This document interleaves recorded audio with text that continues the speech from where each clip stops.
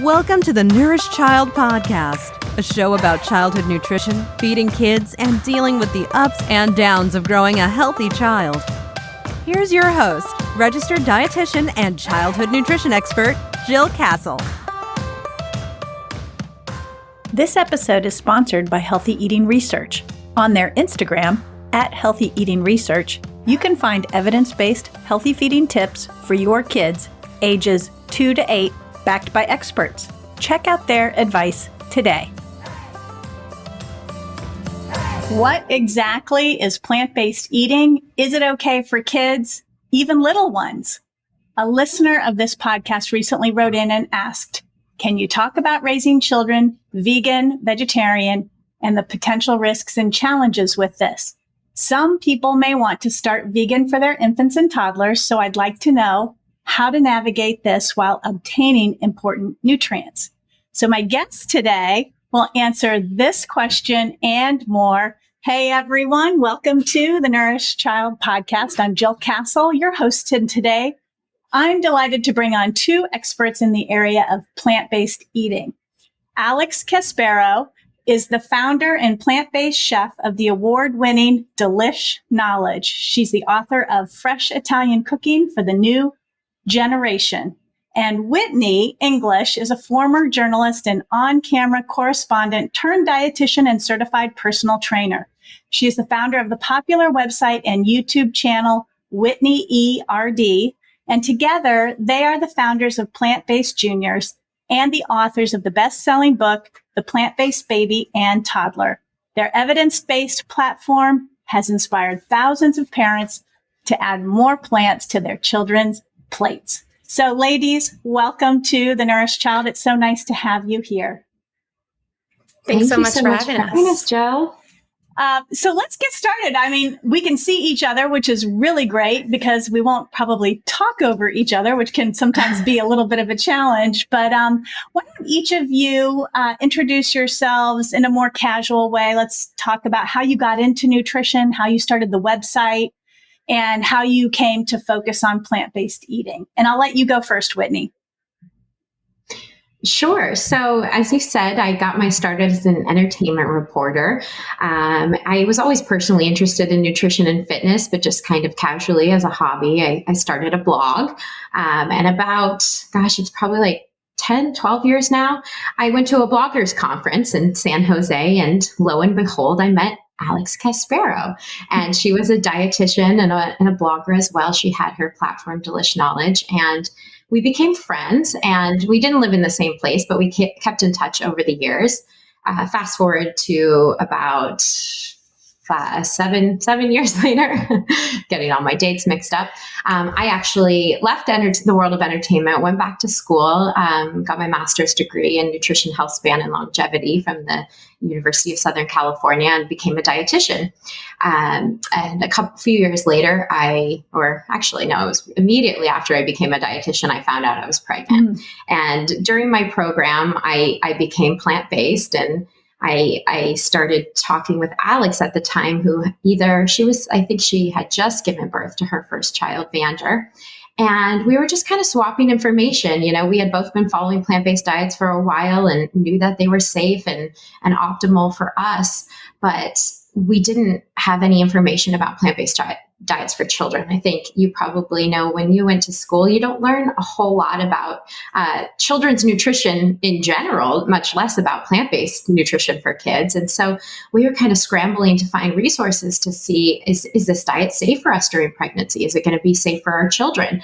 And we were really coming up empty-handed with a lot of evidence-based, easily accessible resources for parents. And so Alex and I dug into the literature. We started looking for answers for ourselves, sharing them with each other. And that's when we said, hey, if it's this challenging for us to find this information, it's probably got to be pretty challenging for the average parent. So that's when we decided we should share this information with the world. And that's kind of how PlantBased Juniors was born. And long story short, you'll see, I guess, throughout this podcast that the answer is that yes, they're absolutely safe and in many cases advantageous for children. Yeah. Alex? I was going to say, Jill, I think that you should get a little bit of credit here, because I remember at a dinner in Cleveland, you and I and Sharon Palmer, another dietitian, were all at dinner. I was very pregnant with my son. And, of course, I really didn't know much about pediatric nutrition because I really hadn't entered that world yet. And you were asking me questions. I think it was around like DHA. And I remember thinking, I don't know. I don't know about DHA. I never even thought about DHA when it comes to my son. I know I can take a supplement, an algae-based supplement, but I don't know what's going to be available for him. And that really sort of planted, I think, this big aha moment for myself, where it was like, okay, I haven't eaten meat in a very long time. I've been a long time vegetarian, really, started dabbling with it in high school and college, and then sort of firmly stopped eating meat after that. And I was like, I really don't want to have to, change sort of this ethics that I've built as far as my diet's concerned, but I also want to make sure that I'm not going to do anything that's going to potentially harm my children. So like Whitney sort of said, we really felt like, okay, if parents want to do this for whatever reason, what is the research that's out there, and what are some things that we can help other parents navigate with? Because we both felt like, we have advanced degrees in nutrition. We're dietitians, and still we felt like the easy answers weren't as easy to find. Yeah. And so we really sort of said, okay, well, we're going to do this and hopefully inspire other parents who, whatever that looks like, right? Plant-based eating is a spectrum, whether it's veganism, vegetarianism, predominantly plant-based, which is both what Whitney and I are, really just trying to sort of say, how do we navigate this when it comes to our youngest kids? Yeah. And you guys have created such a great resource and, a great website that really does parse through what we know about it. And I've done my own research too. And I think one of the things that even healthcare professionals struggle with is the fact that there isn't a lot of research that targets and uses children in that research. And so that is, of course, changing. And there's more and more research coming out that is looking at children. But that has made it very challenging for people. But I want to segue, you kind of set this right up, Alex. I want to segue into, my audience here is primarily parents and professionals. So let's go through plant-based eating and what is that defined as? Because I was at a meeting, before the pandemic, and it was a professional meeting, and there was a big,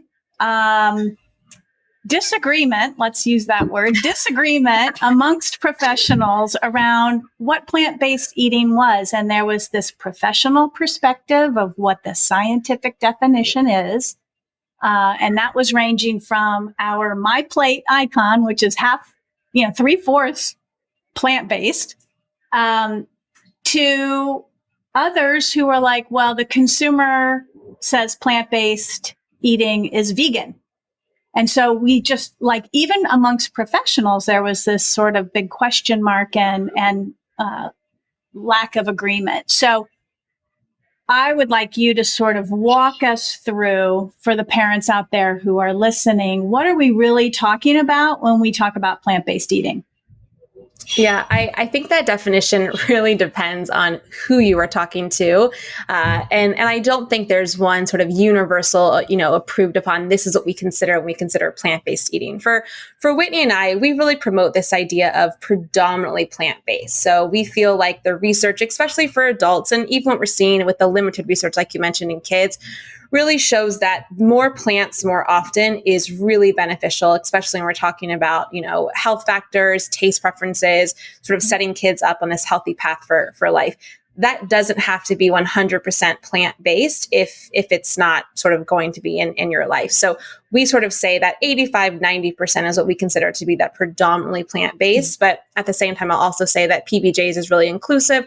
We accept everyone who wants to sort of fit under that plant-based umbrella. For our vegan families, that's really going to mean that strict plant-based eating, right? So no animal products whatsoever. veganism to us usually likely encompasses some other ethical beliefs. So whether it's eating this way for the environment, for animal welfare, there's usually some sort of other reasons besides just health. Not always, but typically when it comes to like veganism. But we sort of consider plant-based to be that umbrella, right? So we use it to sort of be a catch-all term to say that we're eating mostly plants. If there's a small amount of animal products in there, great. We still consider that to be in the plant-based umbrella.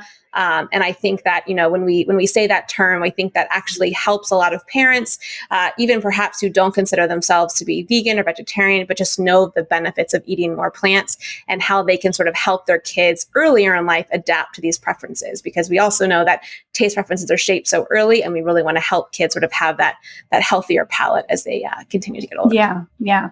So, and do you also for parents out there, vegetarian can be including milk, including eggs, and all that stuff, right? Fish. Yeah. So Jill, I think you really hit the nail on the head with that. It depends who you asked. I think if we're talking semantically, plant-based means based in plants. And that's probably a term that people have been using for a long, long time. However, the whole foods plant-based movement, don't quote me on when it started, but in the past few decades, that has come to mean a strict vegan diet rooted in whole foods versus processed vegan products. And that's how people kind of differentiate between I'm whole foods plant-based versus I'm vegan. But if we kind of step back and just look at what the term plant-based in general means, that's kind of what the approach that Alex and I are coming from. We're talking about a diet rooted in plants, a diet predominantly plant-based. Okay. But again, there's no specific definition. So it does make it a little bit confusing for people. Yeah. And I'll say just one last thing on this sort of topic is I think sometimes, especially as health professionals, we get so, kind of bogged down in this like label. And I think what Whitney and I really try to talk about with parents is like, when we look at the data that we do have on kids eating a standard Western diet, they're not eating a lot of fruits and vegetables. 1 in 10 is sort of the number that gets thrown around, depending on what kind of study you're looking at. And we just know that there's a huge opportunity to get more plants on the plate. So I think sometimes when parents are like, oh, okay, well, I'm not vegan or I'm not vegetarian, like, great. But I think that we can all agree that eating more plants is going to be helpful. Yeah. And I really try with my own work to, embody this idea of flexibility and agility with knowing about food and knowing how to balance them. And it sounds like you are very much aligned with that in terms of, what works with the family and for the family.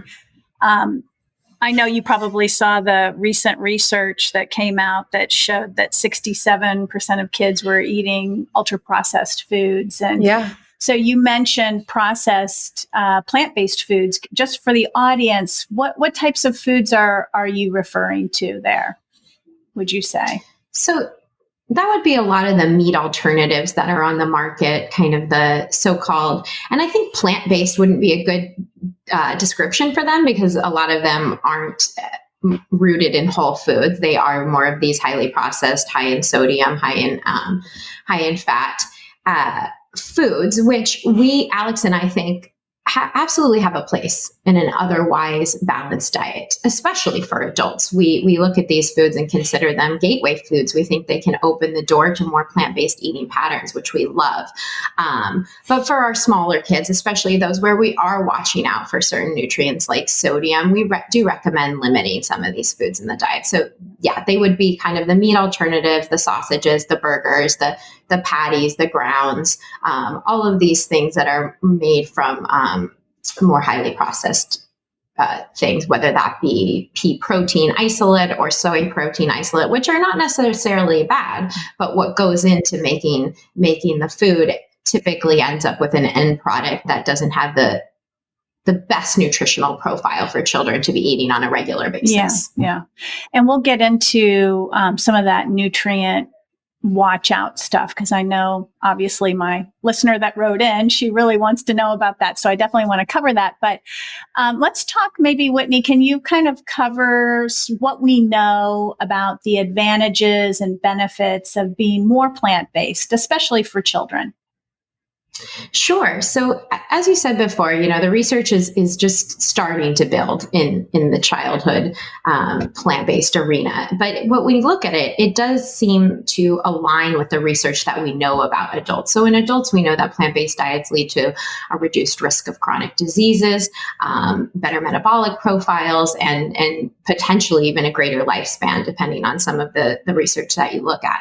In kids, we see similar themes. So we see a higher intake of things like fruits and vegetables and nutrients that support a healthy lifestyle, such as fiber, folate, and vitamin C. And when we look at the data on fiber intake in kids, we see that only about 1 in 10 American kids actually meets the recommended amount of fiber. So getting kids to start eating these fiber-rich foods early and often is so important, can make such a big difference in their potential for health and a reduced risk of chronic disease.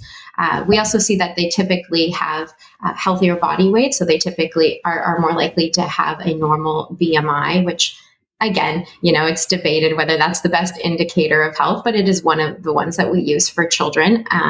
And while they fall in the normal, or while they do typically weigh less, they do fall in the normal range for height and weight. So that often is a big concern, or it's something that people point out, is that plant-based kids are malnourished, or they don't develop and grow normally. And that's not the case. The vast majority of research shows that they all fall between, or that the averages all fall between 25 and the 75th percentile. So they're right there in the middle. Yeah.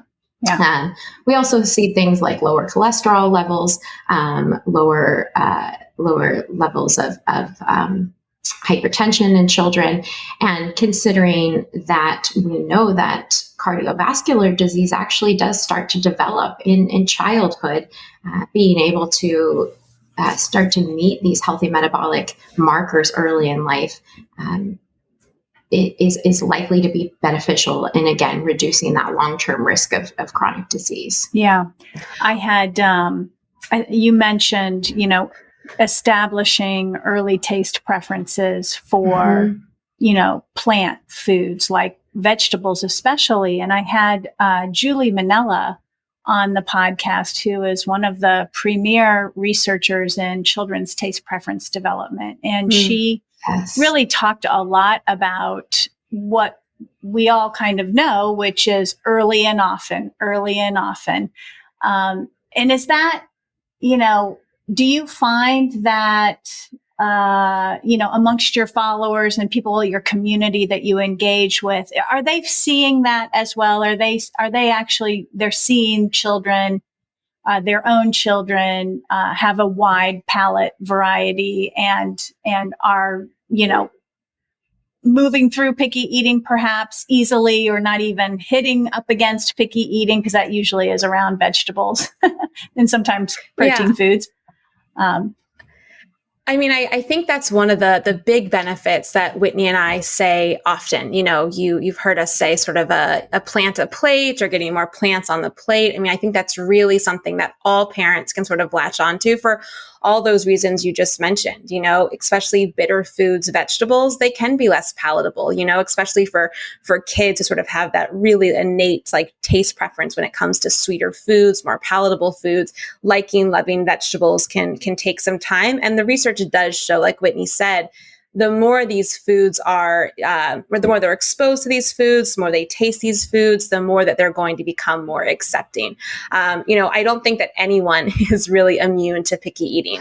My kids have been introduced to vegetables of all kinds since 6 months. And, we go through picky eating phases, my son the other day told me that he hates vegetables, and he was eating broccoli, and I was like, broccoli is a vegetable. He was like, oh, I love broccoli. I'm like, yeah, you're 3. So, I think that it's just, I don't want anyone to hear that, oh, if I start my child on a plant-based diet, they'll never become a picky eater, right? Because that's just not the case. There's so many factors that go into picky eating. And, we do think that in general, offering foods often, trying a variety of exposures, food play with these kind of vegetables can increase acceptance.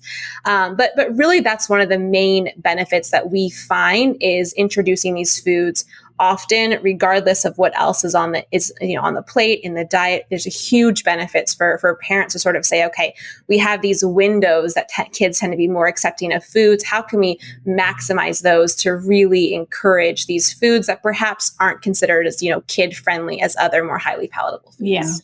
Yeah, I definitely don't want to overstate the research. I think picky eating and plant-based eating, while they may have some overlap, are two distinct categories. So I would call my son a very picky eater. He's just, the things he's picky about are just different than the things another child, maybe who's not plant-based, isn't picky about. He loves tofu. He loves every single kind of fruit. He loves avocado. Hates vegetables at the moment. But some of those foods that he does love may be considered, may fall on the picky eating list of another omnivorous child. So I think it's just it's kind of different. Yeah. And I think the other point to make about picky eating, it's so much of a developmental phase that has nothing to do with food. It just gets expressed through food.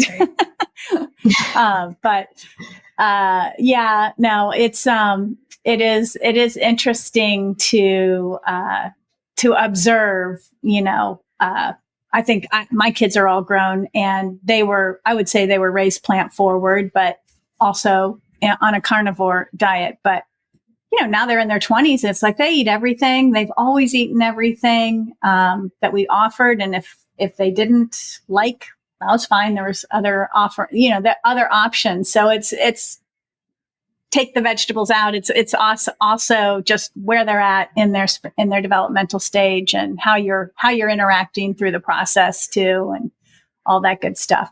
So let's dive into sort of speaking of developmental spectrum. Let's walk through sort of starting a very young child out, plant-based, even vegan. I don't know how we want to structure this. You may have a way that you think about and take parents through this. But if we're talking, baby, toddler, child, teen, obviously when we're in that baby toddler phase, when there's all that brain development happening, that's the phase that like nutrient adequacy and quality is super. I mean, it's a concern for the entire childhood, but in those early years, that's where the concerns are sort of a little bit more important. Let's say that. How should a parent be thinking about nutrition and plant-based eating when they are starting out with their infant? Well, I think right at 6 months, if we want to start there, when all babies will begin starting solids, that the nutrient concerns are going to be the same. Just where you're getting that nutrient is going to be different. Right. So the number one nutrient concern I would say for starting solids is iron intake. Babies' iron needs are starting, or iron stores are starting to dwindle between 4 and 6 months, the stores that they accumulated in utero. And the priority nutrient that they need to be getting through food is iron, because iron is very low in breast milk, despite a high bioavailability.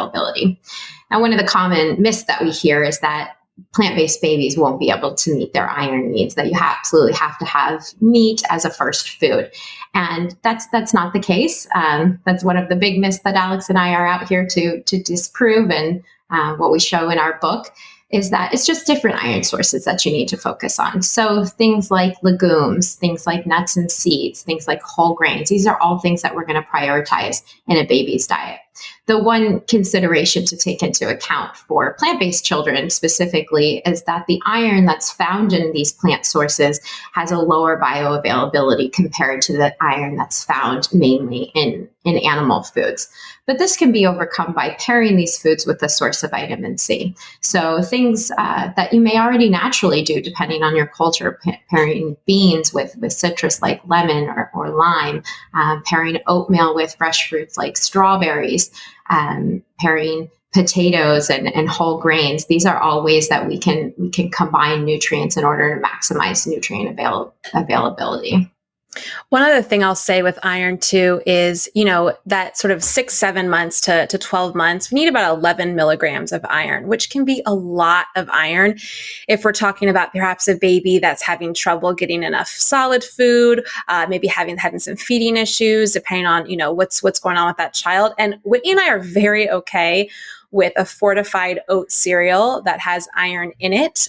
Sometimes we hear in the, child feeding space, this really negative concern or sort of this shaming in a sense about using these fortified products. But we feel 6 tablespoons of a fortified oat cereal is enough to meet that iron need. We're not suggesting that's the only place that parents get iron, but considering that iron deficiency anemia is the most common nutrient deficiency for all kids, whether we're talking about vegan children or omnivore children. We don't think there should be any sort of shaming in parents who want to use these fortified products to help meet those iron needs. Again, especially for, a 6-month-old or a 7-month-old, because even if they're eating meat, they're not taking in that much. You may need to boost, and we just don't think there should be any really negative, conversation about having to use these foods. We do prefer a more oat-based fortified cereal over rice, just for the arsenic concerns. But otherwise, we think they're a fine option to include occasionally in the diet. As a parent, I know how difficult it is to get your kids to eat anything, much less eat a healthy meal. There's a group called Healthy Eating Research that has you covered. Their latest tips for how to feed kids include dozens that make mealtime less of a battle. Use expert-recommended and backed-by-science tips to transform meals into a time for kids to explore new foods, even when they don't realize it.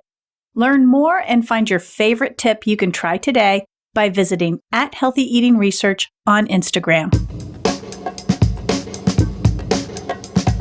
Yeah, I totally agree. And I think just dial the wheel back 10 years and iron fortified cereal was the go-to first food. That's There right. wasn't anything else. It was iron fortified cereal. So, And I mean, it makes sense if you do the numbers. I think it was it 6 ounces of pureed meat you'd have to be giving a baby in order to get 11 milligrams a day. It's really not possible if you look at it that way for an exclusively breastfed baby who's getting a very little amount of iron from milk. So I think it's really something that we actually encourage universally for most parents. Yeah.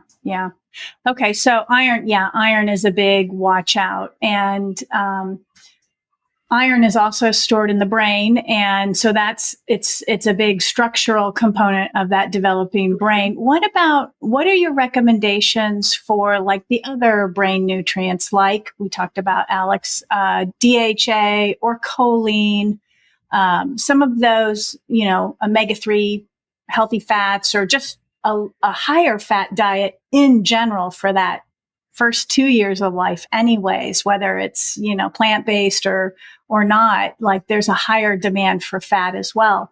So what do you tell parents about that?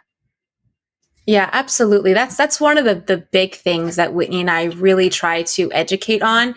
The whole food plant-based community there's sort of a subset of that tends to be really focused on low fat. There's sort of a subsection that's really against adding any sort of oils to the diet. And we want to educate parents that we don't recommend any of those things when it comes to kids. Fat is really important, especially when we're talking about, really the first 2 to 3 years of life. We want to be getting 35-40% of calories from fat. One of the benefits about eating more plants in general, especially for adults, is the fact that many plant foods can be lower in fat.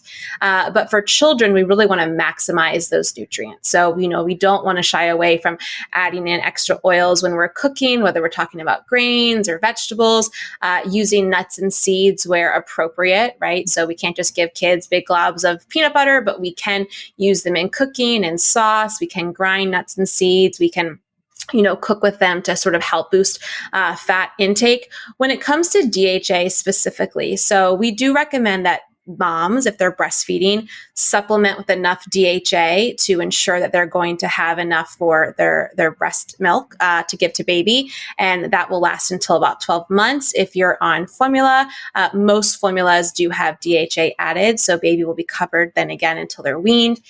And then after that, we do recommend supplementing with DHA at least until age 2. We feel like the research is really strong in sort of that window where the only really downside to parents is a cost of supplementing. But there are algae-based supplements out there. And, if you're an omnivore parent listening and your child isn't eating fish a couple times a week, you may also want to consider adding in DHA drops. I give them to my kids every morning. I just put them in their mouths and, that's how they get their DHA. ALA is the plant-based fat, omega-3, but it's really, really low conversion rates when it comes to young kids, especially. So we don't really want to rely on flax seeds or chia seeds or hemp seeds or walnuts. Those are all wonderful foods and have, nutrients that we want to be getting into the diet, but we don't want to use those as sort of our source to assume that we're getting DHA from that, because the conversion just really isn't high enough, especially at sort of that critical development time. And then last thing I'll say about DHA is, there really, again, isn't a big downside to continuing after age 2. Again, besides cost, we just feel like that's where the research is really, really, sort of enough where Whitney and I feel confident to say to parents, if you're going to be eating plant-based or you're not going to be offering fish often, then we think that this is sort of the window where we do recommend DHA supplementation for kids. Yeah, that's good. That's good advice. And what about, I guess the other one that comes to my mind is B12. Vitamin B12. What do you usually say to parents about that? So like Alex said, most of the supplementation will come into play once baby stops breast milk or formula. Up until then, they'll be getting the vast majority of their nutrients will either already be included in the formula or will be derived from mom's breast milk, provided that mom is properly supplementing. So from the beginning of pregnancy, it's really important, and all the way through your breastfeeding, and it's really important that moms are properly supplementing with a multivitamin, with additional B12, because most prenatal vitamins don't have enough, with DHA, and then potentially with choline. And for the choline, that actually applies to omnivorous women as well. A lot of the time, research is showing that about 50% of women do not get enough choline during pregnancy. And a lot of the prenatal vitamins out there also don't contain choline. So, if your baby is exclusively breastfed, you'll start them on vitamin D about two weeks after birth. And so that applies to everyone. So once you've stopped breast milk and formula, that's when your child needs to be supplemented themselves. And that's when B12 supplementation would come into play. And B12 is so important for a vast array of functions in the body, from forming healthy blood cells to helping our brains work properly, to having enough energy.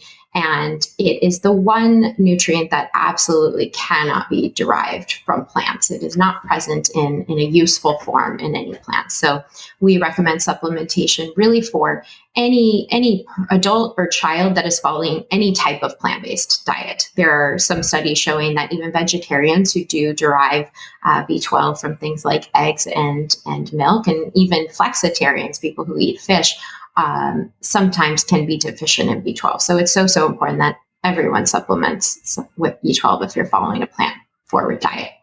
And Alex and I share really specific amounts of how much and where you can find the right types of supplements actually in our free supplement guide, which you can download on our website. Yeah, and I'll look up the link for that and include that in the show notes as well, because I think that would be really helpful for people. B12 is actually one of the big things that got us where we are today, because Alex and I could not find one source online that told you the exact amount of B12 to provide a child. Yeah. And it was only, I think, in the past, maybe 5 years ago, I forget how old that review was, that a review came out actually giving really specific recommendations for parents. And that's where we derived our recommendations from our book. But that was one of the sticking points where we're like, all of these sources out there are telling plant-based parents how important it is to supplement with B12, and no one's telling us how much to give kids. Yeah. And well, Go Go ahead, Alex.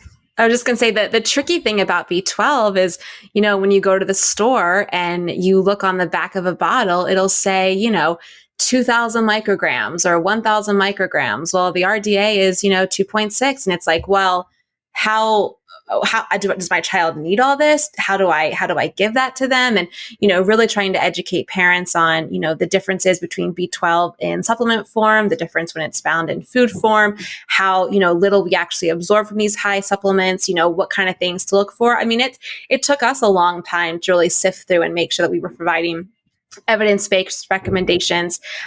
We do recommend supplementing. There are fortified foods out there that contain B12, and these may be enough if your child is consuming them at different times during the day and consuming them every day. But because kids' appetites vary so much, we just feel like it's a safer bet to supplement rather than just relying on fortified foods. Yeah, I agree 100% with you on that. What I also find, and I'm not sure, I'm curious as to you find this as well, is that parents want very specific brands recommended to them too. They really, the supplementation aisle is overwhelming. Even in the pediatric supplementation category, it is literally overwhelming. I have parsed that information for ADHD because they have different nutrient requirements and needs. And that was overwhelming for me to parse through all of that. And so, do you find the same with your clientele that they really just want to know how much their child needs, at what age, and what to go buy? Yeah, 100%. It is overwhelming. Sometimes I'll go in the aisle and be like, oh my gosh, this is taking me, 10 minutes to look at all these bottles and compare. It really can be overwhelming. So we did try to make things as easy as possible. Our supplement guide is 12 pages. It's got, a little bit of information about things to look for. And then we have specific brands. And we actually just updated our supplement guide to be worldwide because we were getting a lot of questions from people in Australia or from Europe saying, where can I get this? So we went on and tried to find as many options as possible, but also give you, what to look for if the specific brand that we recommend or the brands that we like aren't available in your area or aren't able to be found online. Awesome. It's confusing, and parents have enough on their plate that to have to research every little thing. We get it. Yeah.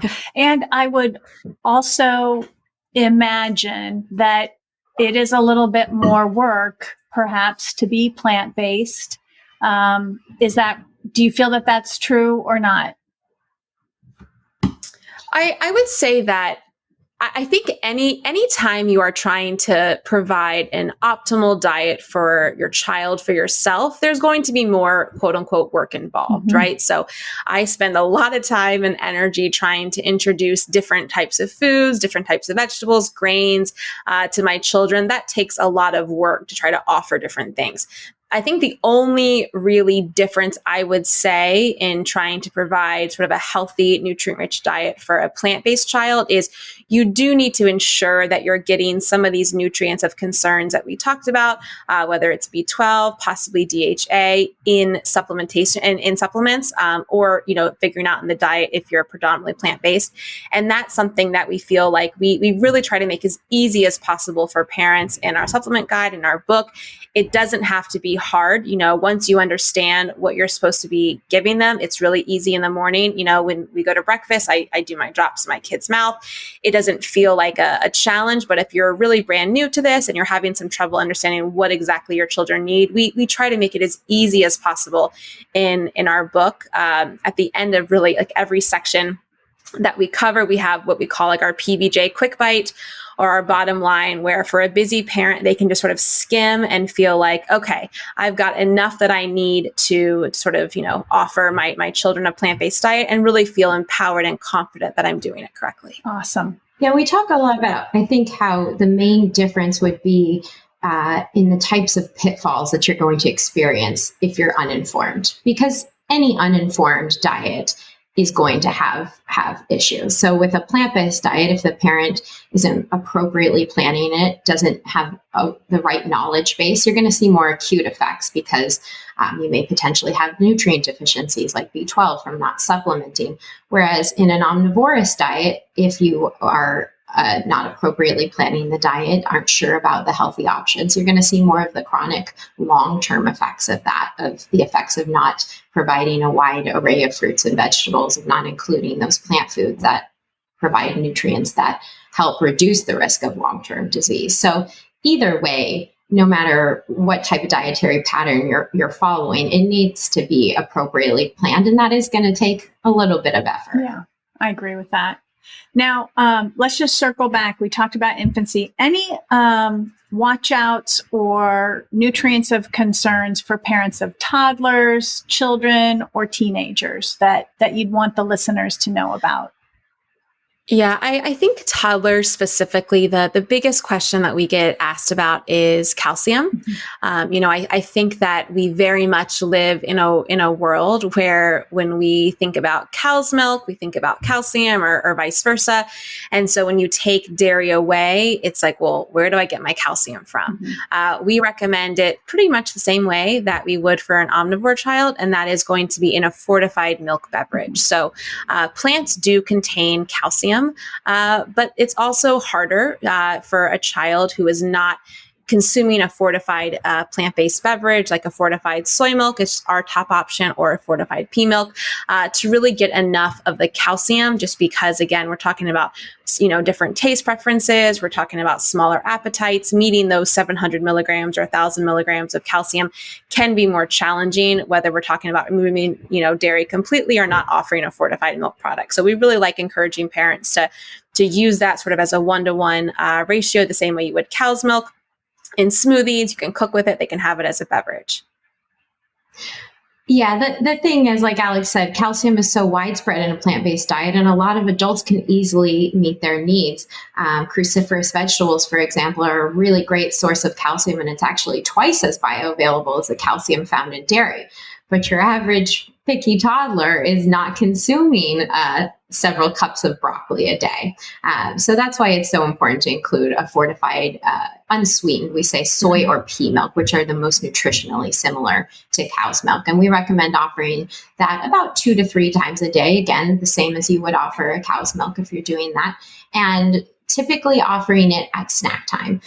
Calcium can compete with iron for absorption in the body. And so we want to focus on our iron-rich meals, typically for your main meals of the day, and then reserve those calcium fortified products for a snack time. Makes sense. Yeah. And then as the child gets older, the nutrition sort of stays the same. The amounts obviously change. We don't have any sort of different specific nutrients that we're really focused on when it comes to a 10-year-old or a 13-year-old that we wouldn't be talking about when it comes to an older infant or a toddler. But at that age, I think kids are also a little bit more in control of what kind of foods they eat. So, we kind of say that there's a lot of opportunities for learning about various foods, perhaps having them a little bit more involved in the kitchen. And again, we're talking about sort of some of the benefits of overall plant-based eating and how we know that really the foods you consider to be your family food is what sort of shapes your taste preference as you get into adulthood. We think there's a huge benefit of, allowing kids to really be involved in that process. And then calories, fat, protein, all of those things we're, continuing to be aware of and talking about as kids get older. Yeah, that reminds me, one thing that we haven't talked about yet is caloric density. Mm-hmm. So plant foods, typically, we did talk about the fat. They're lower in calories and fat, and kids need lots of calories and fat. So Alex and I actually developed what we call the PB3 plate, which is our visual guide to meal planning. And unlike some plates that you might have seen, like the USDA My Plate, we dedicate only a third of the plate to fruits and vegetables versus half the plate. And this is because while we want kids eating tons of fruits and vegetables, we do want to make sure that they're getting enough calories and fat in. And those are typically found in the other categories on the plate, like the whole grains and starches or our legumes, nuts, and seeds category. And that comes into play a lot when they're young and they have small appetites, small bellies, aren't taking in as much. We want to make every bite count, but that also comes into play again when they're older, perhaps, and they're participating in sports and their energy needs are going up. It's really important that we're making sure that they are meeting those. Yeah. Yeah. So, a question popped in my mind about when you said make every bite count. That's the slogan for the new Dietary Guidelines that came out in 2020. And they did have a category. They actually, birth to 24 months is the new category. And they did make recommendations around plant-based eating. They actually recommended vegetarian patterns for children under 2. What's your take? What's your take on that? Yeah, so we think it's awesome, first of all, that they finally released some guidelines for parents on feeding kids under 2. When we started to write our book, they didn't exist. And yet another reason that it's so important for dietitians like us to be out in the space sharing this information for parents. But when you really dig into the dietary guidelines, let's look at iron, for example. I think a lot of the message that came out of these was that, again, meat absolutely has to be a first food. Kids need it to get iron. Kids need it for energy and protein. But if you go and actually look at the scientific advisory board's report that they put forth to the USDA, in a number of spots, it says that either iron-containing, iron-fortified foods or meat are all equally adequate to meet children's growth and development needs, and that meat provides no additional benefit if children are getting the iron from other sources. And that was a common theme throughout the report, was necessarily that it's not important about the source, it's important that kids get the nutrient. Yeah. So that's something that we've been trying to educate people on across the board, whether they heard that information from the guidelines that were ultimately taken from that scientific advisory, or if they're hearing it from other sources. But the bottom line is that kids need the nutrients. They don't need the specific type of food. Mm-hmm. Yeah, I think that's really important for parents is, we're aligned with the nutrient needs, right? We know kids need fat. We know they need calcium. We know they need iron. We know they need these things. We're just trying to help sort of understand where these nutrients come in plant-based foods, and or where supplementation is needed if we're going to be eating a more predominant or strict plant-based diet. We kind of touched on protein for a minute, but I just also want to reassure parents that protein deficiency is really not a thing in the developed countries like, United States. Even vegan children, some studies have shown they eat about 2 times the amount of protein that they need. Omnivore kids are a little higher, about 3 times the amount they need. We do want to be offering protein-rich foods because those are also going to be foods that contain some of these essential nutrients like iron usually, or zinc, calories, fat. So things like beans and legumes often. We love tofu, edamame, a fortified, pea or soy milk is also going to help meet those needs. And then also whole grains. I think sometimes we're so focused on grains being equal to carbohydrates, but whole grains are also an awesome source of protein. A cup of whole grain pasta can contain 8 grams of protein. So, helping parents, especially if their kids, if they perhaps do eat meat as a family, but their kids don't like it, or they feel like, all my child ever eats is like oatmeal or pasta or, PB&J sandwiches. Great. They're probably needing, their protein needs there. So that's not really a focus of concern. We do like to emphasize offering sources of beans and legumes, again, in lots of different sources, whether we're talking about the whole food, whether we're talking about tofu or soy, whether we're talking about a fortified plant-based milk. And that's just because of lysine, which is an amino acid that can be a little bit more limiting in a plant-based diet. But again, if you're eating those foods often, if you have a varied plant-based diet, then none of these protein concerns are really going to be an issue. Yeah. Any other myths that you want to take the opportunity to bust before we wrap up? Should we talk about soy? I was going to say, I was waiting for you to do it. We always got to talk about soy. Go for it. So, a very pervasive myth is that soy is not safe for kids and specifically boys for their developing reproductive systems. And the evidence absolutely doesn't support this. We have decades and decades of research, not only showing that soy is safe, but that it's likely beneficial.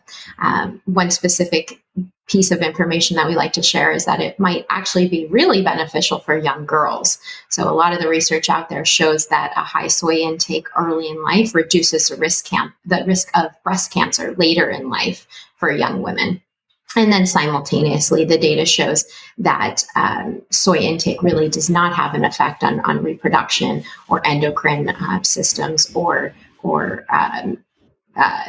male sex hormones. So that's a big question that we get a lot. And then I'm glad you brought that up, because I feel like I've tried to bust that myth for a number of years. You keep saying it, but people keep saying there's so many people out there that are also saying the contrary. I don't know why everyone's so angry at the poor little soybean. Yeah, I don't know. There's so many wonderful benefits of soy, like Alex just mentioned, for protein, but I want to circle back to the beginning of this conversation for choline. Yeah. So choline is a B-like vitamin that's essential for kids' brain development of the central nervous system, starting in pregnancy and typically up through about the first 2 years of life.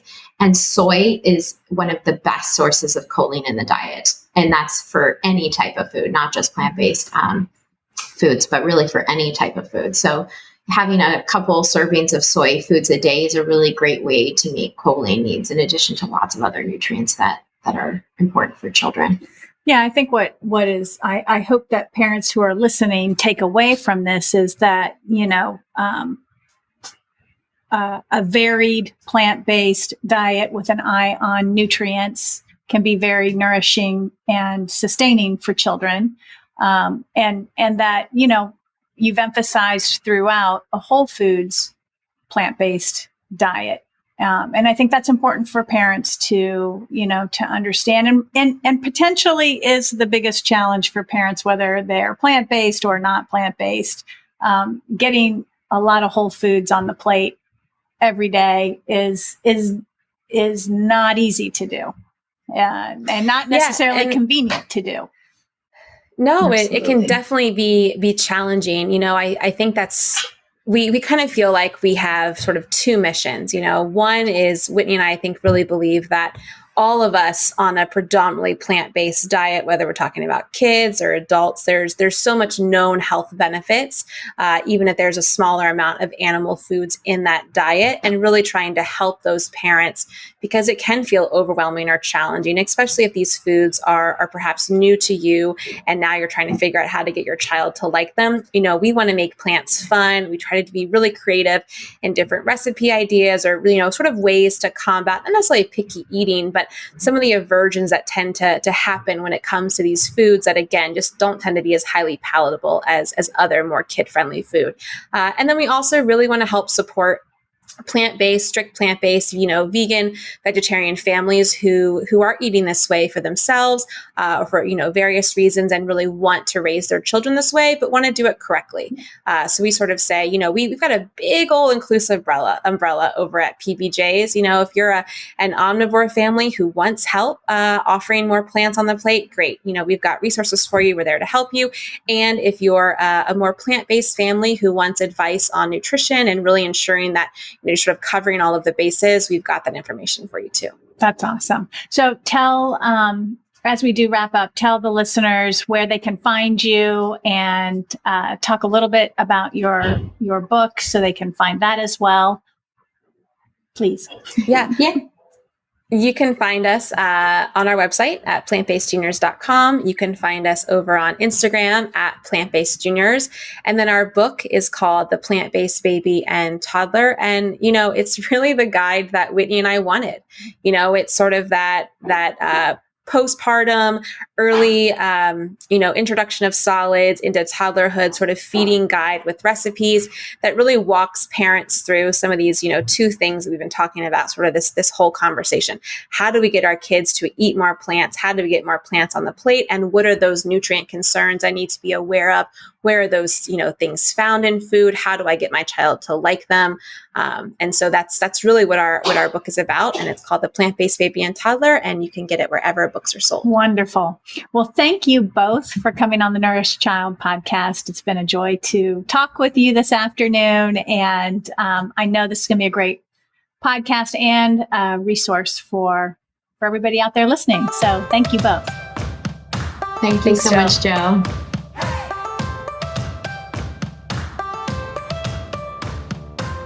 Thanks for listening to the Nourished Child podcast, where the #1 goal is to help you grow a nourished child inside and out.